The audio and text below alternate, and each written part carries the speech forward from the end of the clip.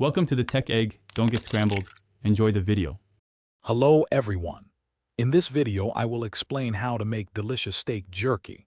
First, select a lean cut of beef, such as top round or flank steak, which works wonderfully. To make slicing simpler and more precise, partially freeze your meat for approximately 30 minutes. Then, carefully slice the steak against the grain into uniform strips, aiming for a thickness of about 1/8 to 1/4 of an inch. This consistency is key for even drying. Next, let's create a flavorful marinade. Whisk together soy sauce, Worcestershire sauce, black pepper, and garlic powder as your base.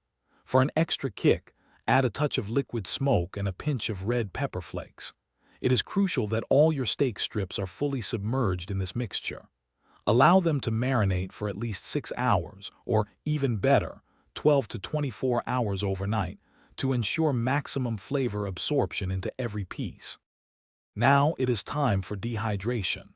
Carefully arrange your marinated steak strips on dehydrator trays, making sure no pieces overlap. Set your dehydrator to 160 degrees Fahrenheit and let it run for about 4 to 6 hours. To check for doneness, the jerky should be firm and pliable. It should crack when bent but not break completely.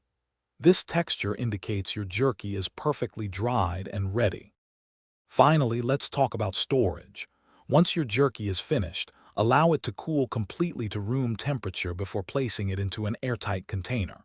When stored correctly, your homemade jerky can last for up to 2 months at room temperature.